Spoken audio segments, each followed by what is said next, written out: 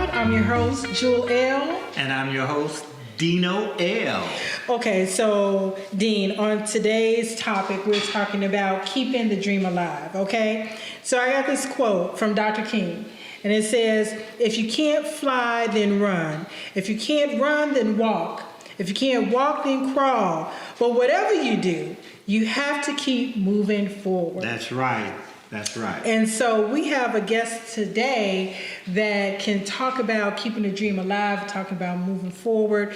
She is here from Georgia. She is an educator, but what you all don't know is that she is a trailblazer and helping to integrate Georgia schools in Newton County. Yes. We have our very own Miss Kate Benton Jackson joining us. Thank you so much. Thank you for joining us here on Speak Out today. I'm glad to be here. Yes. Miss Kate, and I'm going to call you Miss Kate. Okay. What was it like being the first minority students to integrate Newton High School over 50 years ago under the freedom of choice form? Because you were placed in an environment as an activist. Speak out on that. I didn't feel that I was a trailblazer back in the day. We just did what we were told to do. I remember when, I don't know whether it was all over Georgia or just in Newton County, but the summer of 1965, my mother received a freedom of choice form that she filled out. And as she was filling it out, my oldest brother, Doug, was home from the service. And Mom asked me if I wanted to go to Newton County High. And I told her, no, I just finished Washington Street School. I'm thinking I'm going to the black school. I get to ride the bus. Okay, okay. So when I got there, Mama said, well, if you don't want to go. And so my brother spoke up then and said, do you think they're better than you at Newton County High? Mm. And I told him, no, nobody's better than me. Absolutely. Mm-hmm. It got to the point that he dared me. I dare you to go. And of course, when he said that, I take up a dare in a minute. And the first thing that came to my mind was, okay, I'm going. Didn't realize that my mother was not going to give me that option. You were going anyway. I was going anyway. Gotcha. Wow. But she put it to me in a way that made me challenge myself. Mm. And so she signed the form and we were ready to go. And I don't think it dawned on me what was happening until the first day of school. So you say we were ready to go. So how many students was it total that entered Newton High School that year? That first year there were 14 of us, but my sister was in the 11th grade, a junior that year, and my younger brother went to 5th grade at E.L. Fickwit that year. So we all started, when I say we, I was thinking about my family, but there were 14 of us that actually went into Newton County High that first year. Wow. 14, okay. Wow, and what year are we talking about this again? This is the year 1965-66 school year. So tell us about the first day of school. That's scary. The first day, I think we met I don't know how often we met, but we met at one of the black churches to talk about what it was going to be like to go to an all-white school. We were told that we were not supposed to fight. Oh. Don't ignore whatever they did to you. Just take it and go. Just keep on doing it because you're going there to learn. Wow. Mm-hmm. Well, the first day of school, we were supposed to be carpooled to school. Okay. For some reason, they forgot my family. So my mother had to find us a ride to school. We got to school, and my sister and I were in high school. She was in 11th grade. I'm in 9th grade. Okay. And I kept thinking, okay, I'm late, so I know I'll go straight to my classroom. I won't have to go to an orientation or meeting in the auditorium or whatever. But as we got there, my sister went on to her classroom. They told me to wait. I had to go into the auditorium, oh boy, which was filled with children. I walked in, and as I got to the doorway, I started hearing boo and my nigger and all these names hurled at me. And I walked across. I remember walking across because there were two set of seats and then an aisle. And as I got to the aisle, I'm looking up trying to see where do I sit in this crowd of people. finally I saw a patch of black people sitting in one area. So I walked up there between all the jeering and everything and sat down with them. And then as they talked to us, I kept thinking, okay, we're going to be placed in homerooms. And I said, okay, I'll have another black in my room because there was a girl whose last name was Clay.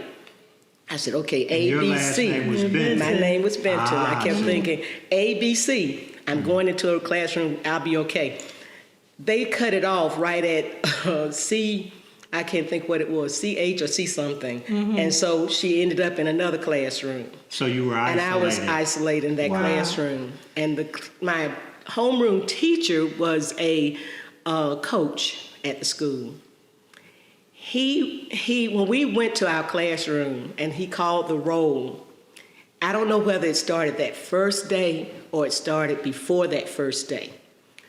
But when he called my name, right before he got to my name, somebody would yell out, "Little orphan." And he would say, "Annie." And he never corrected anyone in that classroom, never said a word, just kept going with the roll. I don't even know if it continued the whole year because I can't remember that, but that one thing stayed with me or stays with me. And because we introduced you as Kate Benton Jackson, so for those who don't know, explain the reason why they were calling you Little Orphan. My first name was Annie. Okay. And from when I graduated from high school, I cut the Annie off my name. Stopped using it. And I did a Kate instead of Annie Kate. To this day, do you know what the name Annie represents? You told me that, and I appreciate that, Grace. Yes, biblically. Well, I was named after two aunts, my Aunt Annie Mae and my Aunt Emma Kate.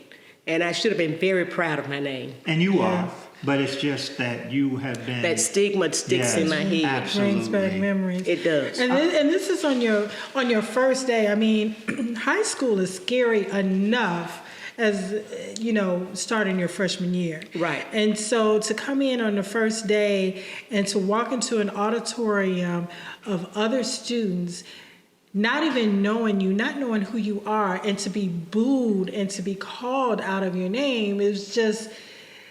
It was difficult. Horrific. And so, but before you went, these were some of the things at the church they were trying to prepare you all for, to be aware of. But I don't think they ever really knew the extent. Right. But, even though we had seen things on the news happening with the protests or marchings and things like that, I don't think it things on television you put far away from you. Absolutely. Yeah. Unless it happens directly close at home. They were marching downtown in Covington, several people were, and it was to get equal rights in the hiring process at the stores downtown. And for so many years, there was only one black in each store downtown. Wow. And one of my good friends, and I worked at one of the stores downtown too, and one of the girls that worked in there was first hired at Cohen was Christine Blackshear. And I talked to her before her death, and she was telling me a few things that they had done to her that I didn't know. Such as? When she went for her interview, they took her downstairs in the basement for her interview. Wow. And they offered her $1 a week. $1? $1 And what was the going rate then at the time? I have no idea what the I'm rate sure it was $1, more than but $1 $1 a week. He said that's all that he could afford. But after they didn't think she would accept it, and she did. Ah, that was the reason. That was the reason, I think it was. But after she got in there, and they fell in love with her. They really did. Wow. And everybody talked about Christine for the longest time. I just love that girl. You mentioned that you had all of these problems when you went to this white school, Newton County. But you also mentioned that you had some problems with the black schools as well, if you had to attend. Can you elaborate on that? When we first attended Newton High, some of us were carpooled, and some of us met at R.L. Cousin and they had a bus that delivered them to Newton High. Okay. And in the afternoons, they would get back on the bus and go back to R.L. Cousin and get on their right buses or whatever. And one time we had to go over to R.L. Cousin because I don't know what the reason was. But anyway, when we walked down the halls there, they sort of did the same things that happened at Newton High. When you walk down the halls at Newton High, it was like parting the Red Sea. People moved to the side, and some people in the backs were throwing spitballs and things at you and that kind of thing. And when we went to R.L. Cousin, we were just told that you're just educated fools for doing that. That like you shouldn't be doing that. So we didn't know well, I don't know, but I can't speak for everyone but me. I didn't know whether I was doing right or wrong. Wow. Because you were getting it from I was both getting it from ends. both sides. Wow. And But I never went to R.L. Let me say this. I never attended R.L. Cousin for one day. I went straight from Washington Street, the elementary school, to Newton County High School. Gotcha. And my going over to R.L. Cousin was to catch a ride or something. That's about it. But basically, some people didn't appreciate us going to the white school. We were traitors. Wow. And, I found out that you have to do what you have to do. Yes. And you have to keep a stiff upper lip yes. and keep it going. Because I'm Go sorry. ahead. Sometimes, in the role of being an activist, whether you realize it or not, because as long as you're serving, you are an activist. But you don't know in the middle of it a lot of times if you are doing the right thing. You don't know. You feel you're doing it because you feel like this is the right thing to do. But sometimes it's not after you put in the work that you're able to see the benefits of your sacrifice to say, yes, I did the right thing by following my heart and doing this, or I did the right thing by doing that. Because as you said, some people thought you were traitors. The same people would celebrate you now on both sides of the fence. But at the time, it didn't feel like you were being heroic. It didn't feel like you were making a difference, but you were. And so how did you and your family, because you attended Newton High School all 4 years, correct? You graduated from there? Yes. And I know that there are 1,001 stories in that, but how did you stay encouraged and focused, even on your education, those 4 years? The difficulty was, all we saw were a sea of white faces. Something I wasn't used to. But when we got to the cafeteria, we were cheered on by the staff there. Wow.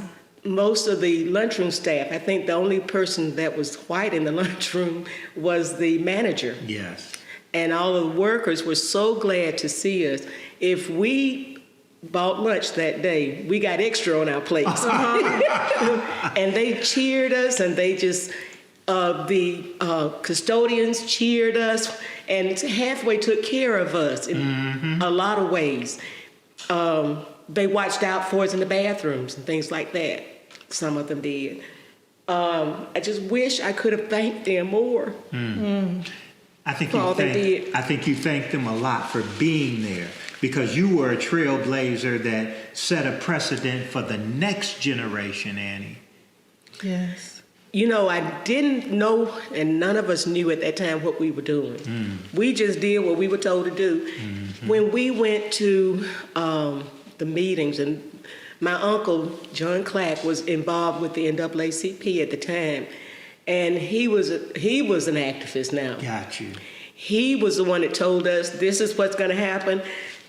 This is what you do, and straight with it. And his daughter, Patricia, my cousin, also attended there. She was with my sister Gwen as a junior that year. We had 3 seniors that were black. There were 7 juniors, and then there were 4 freshmen that started that year. Got you. That total 14. Annie, tell me this. How did the death of Reverend Dr. Martin Luther King Jr. impact you as a student at Newton High? We cried when he died. When we heard he had been shot, it was like a spear that went through me, especially. I kept thinking, what do we do now? It was like a leader is gone. Wow. And the day they had his funeral, I remember that well because all of the Blacks students took off that day. And I don't remember who went to the funeral or whatever, but I told my mother, I want to go. I don't want to go to school. I don't want to go to school, but she made me go to school. And it just so happened that my uncle must have talked her into letting me go with him to the funeral. He had a station wagon at that time, and he loaded the station wagon up, and we traveled. They picked me up from school. We traveled to the funeral. And my cousin was attending Clark that particular year. And so we met her there, and she took us around to get to where the mule-drawn wagon was going to go through the gates. And just as he got to the gates and they turned to go in and we were snapping pictures and everything, I fainted.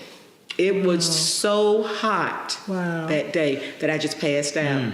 And they took me back over to the college, so I didn't get the chance to see anything else. But according to with the funeral and anything, but the lady was a lady who went with us, Mrs. Grimes, she got the best photos of the whole family sitting there at the funeral. Wow. And it was just touch. I thought, golly, she lost her raincoat in the process, but at least she got great pictures, which we've never seen, and she's gone on now. Oh, wow. But we never got a chance to see those pictures again. And I wish now that we had copied some of her pictures or something, but during that time, nobody thought of doing things like that.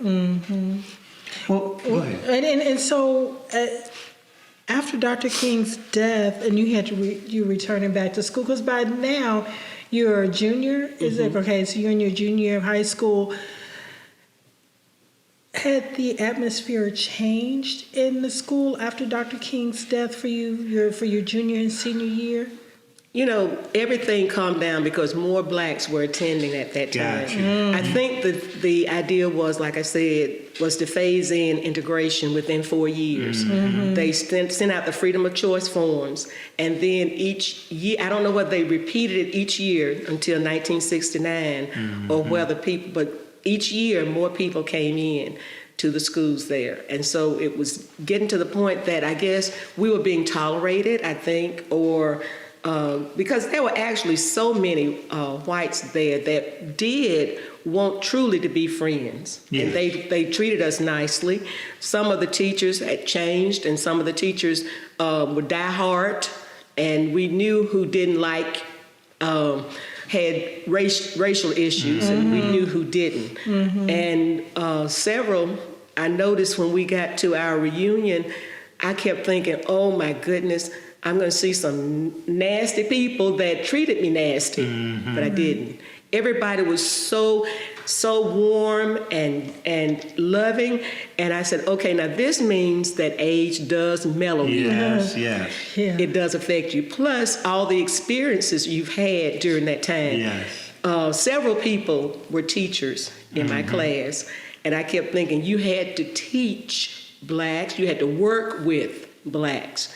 See, we didn't have a Black teacher in our school for so long. I think we had one teacher who was a shop teacher. And so there were very few Black teachers that we even saw, that I saw during my time there at all. But there were several young, and they were very young white instructors who were kind. And I think the older ones were the ones that were so set and stern in their ways about integration. Well, let's go back to your time at Newton High School. Was there any of your classmates in particular that you remember, and if so, why? One fella, Leroy Goodman, I love that guy. He, whenever they told us not to fight, he tried his best not to fight, but he got into more fights, and I think he was expelled quite a few times, I think, but he was well respected. And I don't know whether it was because of his fighting back that made him be more respected or whatever, but he was a good person. His family is a wonderful family. and he did his best to represent, and he did well. But Was there others? there, you know, I after our reunion, I renewed my friendship with quite a few of my classmates, and Marie Williams and I talked about how no churches have ever, or during Black History Time, nobody's ever asked us the questions that you guys are asking now. Wow. No one has ever asked about our experiences. Wow. And we have never talked about our experiences together. You've kept them inside? We kept them inside. Wow. I don't remember. And I said they did the best. Our adults that were supporting us at school and pushing us to go to school, they did the best they knew how to do. But they didn't realize that they should have gotten us together to talk about our experiences and to share some of the things that were happening. She told me Marie told me one of her experiences that I had never heard before, that she was taking shortcuts to get to the gym, and she was cornered by some guys that I don't think they touched her or anything like that, but they would say ugly things, you know. And so basically, I didn't know that. And she didn't know about my experience that I had. And so I started asking some of the other people if they had experiences. And this girl came the second year, our sophomore year, and she was telling me she didn't have any problems. And I said, I guess I know why. She played basketball. Okay. Athlete. And she was an athlete. And so basically, she helped them to win trophies. She won several trophies and stuff. So basically, she was, I think you're acceptable. At that time, I felt like you were acceptable if you offered something that we need. Absolutely. And because we were just there and part of the scenery. And they were nicer to the custodians and nicer to the lunchroom staff than they were to us. Wow. Okay. And I kept feeling like it was because they were serving them. And as long as you are serving, you're okay. Okay. And nobody had experienced. You know your place. They were right, but not many people had experienced just getting to know someone of another color. Right. Yes. On equal terms, just one-on-one, sitting next to you, and being students and colleagues together. Right. Seeing you as human. Yeah. Absolutely. And they've had so many other experiences, and so many of them have had opportunity to have worked or not just a maid in your house, you know, that kind of thing. You've had somebody that you've had to be a chance to get close to. Like a lot of people like to say, I've got several Black friends. Yeah. And I got to tell them now, like, That's cold. but now I say I've got several white friends. But my friends are friends, and I can read that in people now and discern whether it's a good spirit or it's a bad spirit. And I choose who I want to get close to. So it's a choice. So, Annie, you went on to become an educator in the Georgia school system. As a retired educator, what are some of the experiences that you endured as a student that you refuse to let your students endure? I don't call kids names. I don't allow anyone else to call a child a name. And right now, I still sub. I taught 41 years in school systems. And it was only 2 schools that I ever taught in. And then one in Social Circle and one in Monroe that went from Monroe Primary to Blaine Street to a new school called Harmony Elementary School. And I don't think the kids can appreciate what they have because they haven't had a chance to be without. I appreciate indoor toilet services because I had to go outside to the outhouse. So now I can appreciate that. I think that whoever invented indoor toiletry should be the richest person in the world. But I have nothing to do with that. But I appreciate them as well. I appreciate it even more because I know where I came from and what I had to endure. How'd you get your first job as I worked in Social Circle first. Social service? When I went to school, I went to school at Savannah State, and my mother always told me, have a backup plan. Well, I went to school, and all I ever wanted to do since I was in grade school was be a teacher. Wow. And I said, oh, I used to play school and pull people off the street to come play in my classroom. I think they hated to see me coming out and say, come on, play with me. But school has always been a great part of my family. Mama believed in us getting an education. Okay. Yeah. So because of that, I thought, okay, that's all I ever wanted to do. Well, Mom said have a backup plan. So I ended up saying, okay, I'll let teaching be my backup plan. I never had a number 2 plan.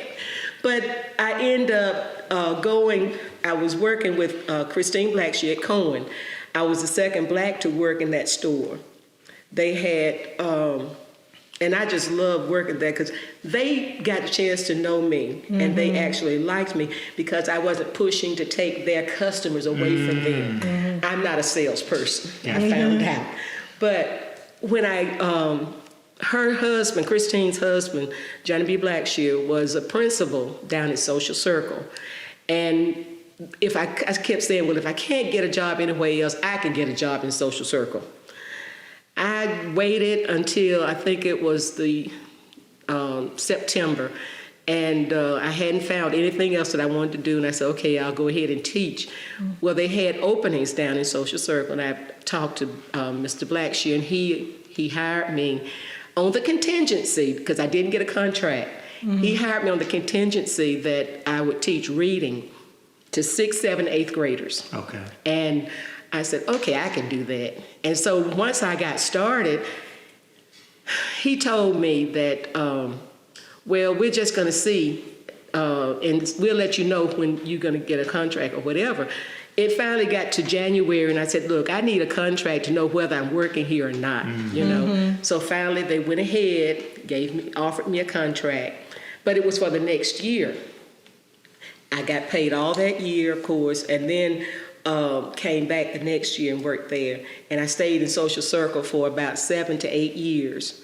And then I decided, after some disagreement, that I needed to move on. Okay. And I said, you know what, there were so many issues with kids not knowing how to read in 6th, 7th, and 8th grade. Yes, still today. And I kept saying, there's got to be a reason. So I decided, okay, I'm gonna go to 1st grade. I'm gonna see if I can go to elementary school. Wow. I went to Walton County and applied for a job. And see, Social Circle's a city school. So when I went to Walton County, they're separate. It's not the same, even though they're in the same county. Okay. When I got to Walton County, they said that they didn't have any openings.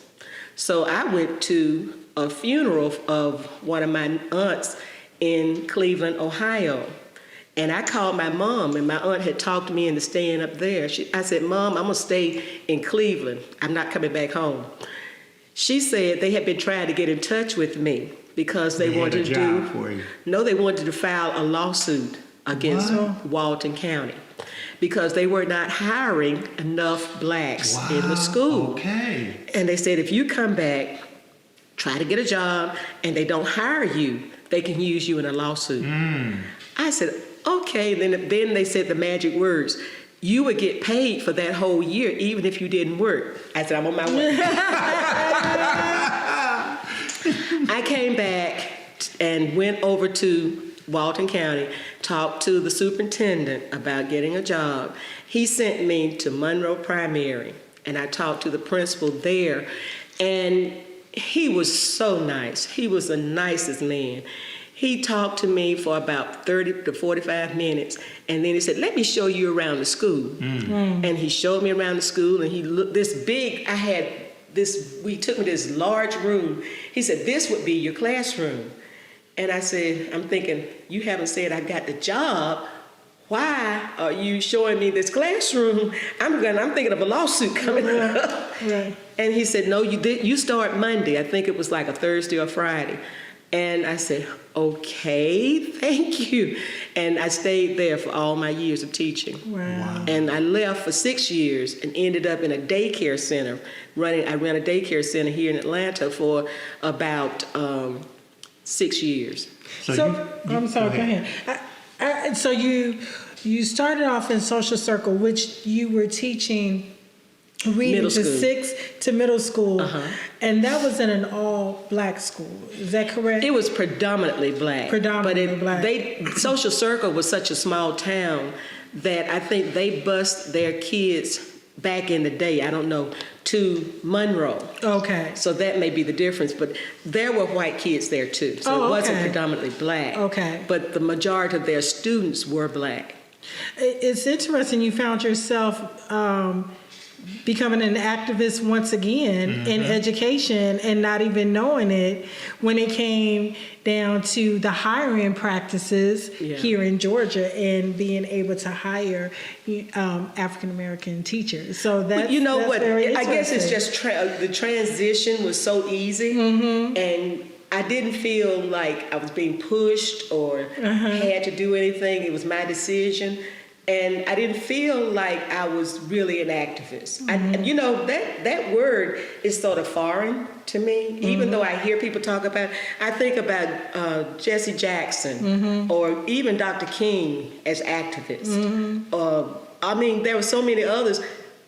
Even though I might have done something in a small way, in a small town, and some people consider it, not many people do consider it as being an activist. I think they do, but I don't think they understand how to explain it. I think when you explain some of the experiences that you encountered that still affect or resonate with you today, then you will realize that you were an activist, you just didn't realize it. So are there things that you experienced that still resonate with you today?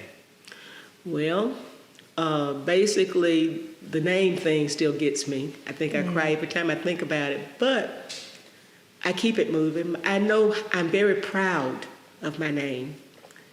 And I don't show it all the time. But when I think about, I've been looking up information about my family history and the importance of names. I don't think kids get it today. Or if you name your child, give them a meaning to that name. Yes. I've asked often, even now when I sub, and if I hear a unique name, the first thing I ask is, where did you get your name from? Who were you named after anyone? And most of the time, they can't tell me. And I keep thinking, names don't mean as much now as they did. Because if they did, people would really think about it before they named their child. Yes. Wow, you said a mouthful then. Well, I can say like you, I too was also named after my aunt. Oh, see. My aunt Jules. So yes, so I appreciate carrying that name and that family name and even what the name means. So as an educator, and you still continue to work with children to this day. Yes. How do you help? How do you see inspiring young people today to keep the dream alive? Yes. Everything that you've been through, and we're in 2020, and so how are we to continue to keep the dream alive? Make every day count. I think I've spoken to a lot of the children there at the school, and we had to talk to one little girl yesterday who was having issues. So many people died just so you could go to school. Absolutely. So many people sacrificed so many things just so you could have a chance to get a fair education. We want you to be the best you can be. But you've got to make it happen. Yes. It's not up to me. I can't do anything. I can just tell you what I've done or how things were for me. But you got to work things out. Don't go around blaming somebody else for things that happen in your life. Wow. She blamed everything. Oh, they don't like me. Oh, my teacher doesn't like me. I said, that should make you stronger. If somebody doesn't like you, show them. Yes. Show them by doing better, doing the best, and be the best you can be. That's all you can do. You're going to succeed. It's up to you. And that goes back to the quote that I had from Dr. King earlier. You know, at the end he says, well, whatever you do, you have to keep moving forward. Absolutely. You have to keep moving forward. We have to keep moving forward in terms of teaching our children, in terms of each generation moving towards the dream. The dream is not about Dr. King's dream per se. Right. It is about the human spirit, the dream of the human spirit, and how we treat each other, and understanding where we come from. And so each generation can understand when laws were written, when it was illegal for us to read, and the importance of education, and that going to school is not about what outfit you have on, what you know, if you got the latest Timberlands, if you got the latest shoes. But as the old folks used to say, hey, I'm sending you to school to learn. You're not there to make friends. You're there to get an education, to build a future for yourself and for generations. And how can we, as a community, as educators, as artists, as podcast hosts, how can we continue to help moving forward with Dr. King's dream with this young generation when we're competing? The attention span is so short. How can we continue to keep it alive, in your opinion? I think we take and we are gifted with all this technology. We really are. But sometimes kids need to lose the technology so they can talk to somebody. I think a lot of our children don't know how to carry on a conversation. If I give you a chance to talk to me, what kind of questions? Kids don't know how to form questions. They don't know how to ask a question. We've got to do more talking to our children, and even for an hour, have them to put down every technology thing they have and just talk. Yes. I have a friend who's had a grandmother who, I think she died at 101, 102. And she said she used to sit them down every time they would get together, and she would tell the story of her family. Yes. So I don't know how many out of all the cousins or grandchildren that sat down there carried it back to their kids to bring them through it, so they would know. I can ask kids, are you related? And they still don't understand what I'm talking about. But if you sit them down and say, okay, and I don't know where you start. I see all these movies where they show grandparents or great-grandparents sitting down and talking to families. people and explaining, you came from this. And I think about Roots, and I think about all those other movies, and how they imparted their past and their family to their relatives. We don't talk enough. We don't encourage enough. Because we don't know where we're going if we don't know where we came from. Absolutely. So Annie, you have done amazing jobs with working with students. Is there anything else that you'd like to tell us about your experiences that have impacted your relationship over the 41 years?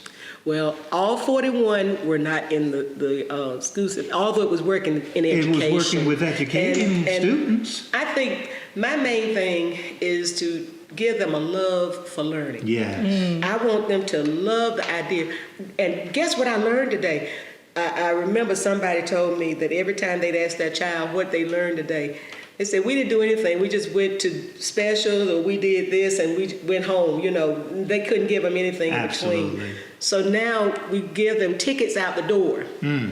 Tell me something that you did today that could change somebody else's life. Wow. I don't think enough of them realize that anything you learned that particular day can help somebody else, if nothing but your little sister or brother. Yes. Your experiences count. Yes. All the things you learn make a difference. And I said, with education, you build. Kindergarten gets them ready for first grade. Yes. First grade gets them ready for the next grade. And then by the time they get in third, it's like, oh, that's what they were talking about. Now I get it. And now I can, when you see that light come on in their head, it's just like the best moment ever. Right. When they get it, when they finally get it. Because it's not about the money, is it? It's not. Oh, could be. They hadn't paid me enough yet. But just seeing the smile on their face when they finally get the idea that, wow, she really meant good for me. Wow. She really wanted me to do something good. I've often heard that kids don't care how much you know until they know how much you care. Yes. So it sounds like the students that you have touched, Annie, over the years understand one thing, and that's that you care. One thing I can say, I have on Facebook, I've befriended a lot of my students that I've taught. And one of the kids, when I came back and I was subbing in a second grade classroom, and I told the little girl, I said, I taught your grandmother. Whoa, generation. And she was so excited. She went home and told her grandmother, and I got a chance to see her one day, and she said, that was my teacher when, I think, luckily she had to say that she, 6th grade or 7th grade, but the assistant principal at the school that I am now subbing in, I only sub at one school, the school I left, and now he's my cousin, but I taught him when he was in 6th, 7th, 8th grade. Wow. And he turned out very well. I told one of my teachers that, teacher friends, that usually I check, although I don't like to do it, I do check to see the newspaper to see what some of my students may be doing. Okay. Sometimes it's good things, sometimes it's bad things, but I can see where some of them, how they turned out. And it's always good when I can look on Facebook and see that some of them turned out to be wonderful Absolutely. people Yes. and are doing just fine. That's always encouragement right there. And not many of them can say they didn't like me. Most times when I see some of my students, and I don't really remember all the names of all my students, but it's a smile on their face when they see me that makes me feel good. That's a blessing. Well, thank you so much, Annie. It's been a pleasure having you tell your story and speaking out. It really has. And we look forward to perhaps seeing a book or so in the future. I hope so. Everybody, you've confirmed a lot of people saying to me, I need to write a book. Yes. I believe I do have that book in me, and I do think it's time for me to write it. Absolutely. Well, when you have the book out, please come back to speak out. We would love to have I you certainly here as a guest. Thank you. And as we wrap up, I'm your host, Jewel L. And I'm your host, Dean L. And we just want to remind you, remember you have a voice? Speak out.